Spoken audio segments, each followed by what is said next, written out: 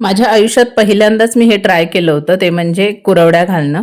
मी तर कधी केलेलं नाहीये, त्यामुळे मला खूप जास्त एक्साइटमेंट वाटत होती या सगळ्याबद्दल.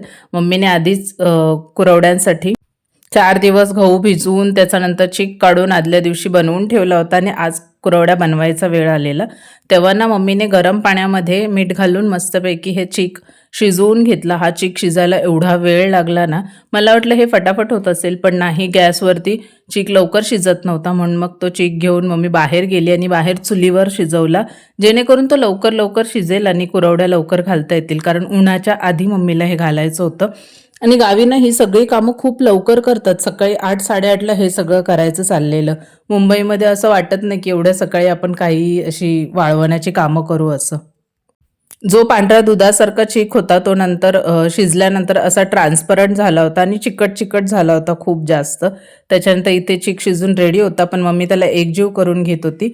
कारण आता तयारी झाली होती आणि गरम गरमच त्याच्या कुरडया पाडायच्या होत्या. कुरडया पाडायला सगळे आमच्या इथे खूप एक्सपर्ट आहेत, माझ्या सगळ्या वहिन्या. पण मी पहिल्यांदा ट्राय करत होती, त्यामुळे मला मजा वाटत होती. सुरुवातीला 1-2 जरा बिघडल्या, पण नंतर माझा पण हात बसला आणि मग ऋतुजा पण पाठी नाही राहिली. तिला तर खूपच मज्जा वाटत होती, त्यामुळे तिला खूप सारं करायचं होतं. ती थांबतच नव्हती आणि फायनली आमच्या 3 किलोच्या कुरडया बनवून झाल्या. इतक्या छान आणि टेस्टी झाल्या होत्या. तळल्यानंतर पण खूपच कुरकुरीत आणि मस्त टेस्टी झाल्या होत्या. तुम्हाला याची डिटेल रेसिपी बघायची असेल तर लॉंग व्हिडिओमध्ये नक्की बघा, जो उद्या दुपारी येईल 3 वाजता. बाय.